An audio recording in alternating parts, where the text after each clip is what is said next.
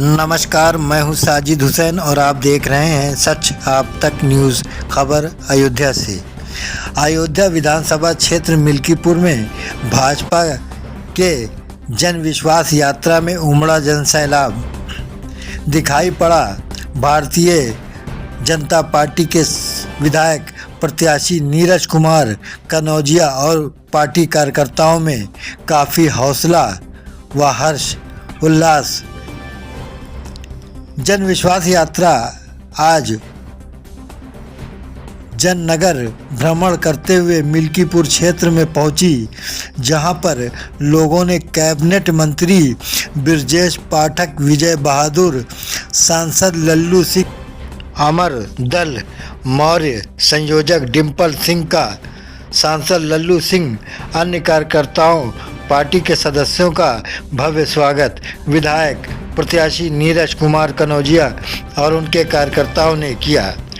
उनके समर्थकों ने जन विश्वास यात्रा का भव्य स्वागत हजारों की तादाद में कार, मोटरसाइकिल और पैदल, हाथों में बीजेपी का झंडा लिए लोग दिखाई दिए।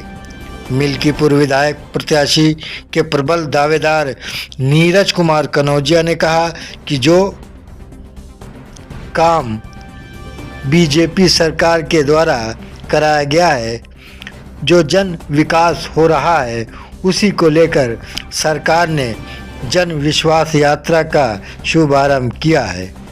भारतीय जनता पार्टी विधायक प्रत्याशी नीरज कुमार कनौजिया ने बताया, भारतीय जनता पार्टी की ये यात्रा जनता के विश्वास की यात्रा का इस बार फिर हमारी पार्टी होगी, योगी सरकार बनाने के लिए पूरा जोर लगाएगी और यूपी की जनता का पूरा विश्वास है कि एक बार फिर यूपी में योगी सरकार बनेगी।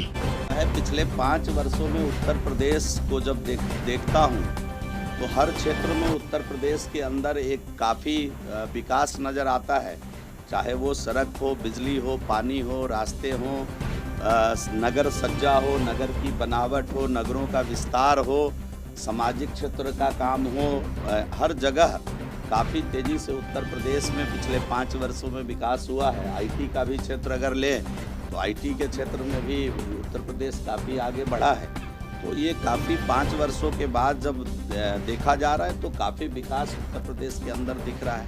तो हम लोग तो बहुत दिनों बाद आए हैं तो काफ़ी बदला हुआ उत्तर प्रदेश दिख रहा है। ये तो जो दिख रहा है वो मैं आपसे शेयर कर रहा हूँ।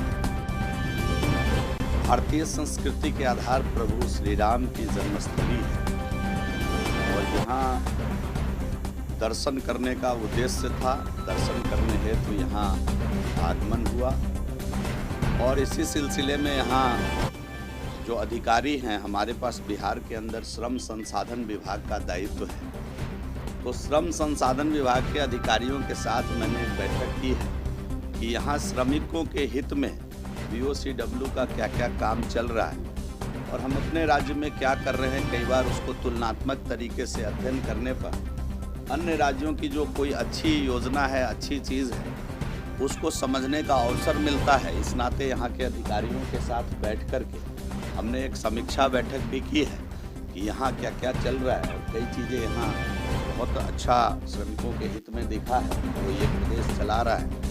तो उससे थोड़ा सा आइडिया बनता है कि हम लोग और क्या बेहतर अपने राज्य में भी कर सकते हैं। कई योजना, कई स्कीम हमारे राज्य में का बहुत बेहतर है, उसको भी मैं यहाँ के लोगों के अधिकारियों के साथ शेयर किया।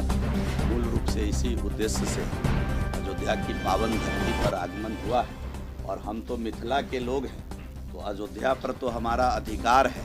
हम तो सीता मैया की नगरी से चलकर आए हैं, दरभंगा के रहने वाले हैं, तो सीता मैया की नगरी से चल के भगवान राम की धरती पर आए हैं।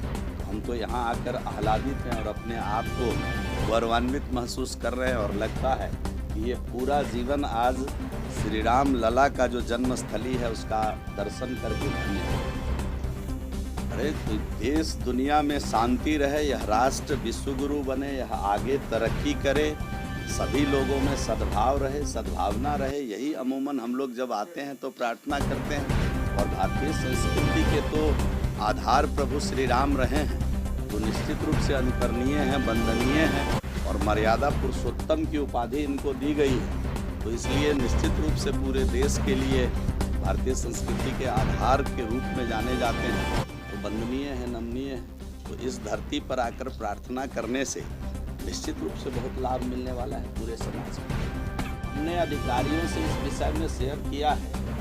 हमारी जितनी योजना 15-16 योजना वहाँ चल रही है, वहाँ के श्रमिकों के हित में। नॉर्मली BOCW पूरे भारत के अंदर चल रहा है और आप देखेंगे तो BOCW में सभी जगह एक रूपता है।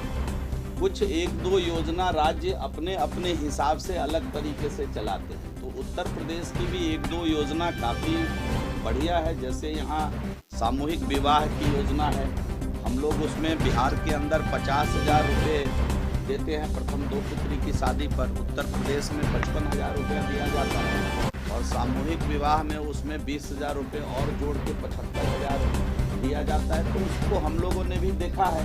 और एक और योजना जो यहाँ चल रही है कि श्रमिकों के बच्चों के लिए आवासीय विद्यालय का एक अच्छी योजना यहाँ चल रही है। हमारे यहाँ है कि हम लोग जो श्रमिक 3 साल का रजिस्ट्रेशन हो जाता है उनको हम लोग साइकिल देते हैं, इक्विपमेंट देते हैं। तो 1-2 योजना हर राज्य अपने अपने हिसाब से चलाता है। अमूमन BOCW की योजना पूरे देश के अंदर लगभग एकरूपता के साथ चलती है श्रमिकों के हित में। 14-15 योजना सभी राज्य चलाता है। उत्तर प्रदेश भी चला रहा है, बिहार भी चला रहा है। हमारी योजनाओं में समरूपता है। 1-2 जो योजना अलग है, हमने अधिकारियों के साथ डिस्कशन किया है और उस पर भविष्य में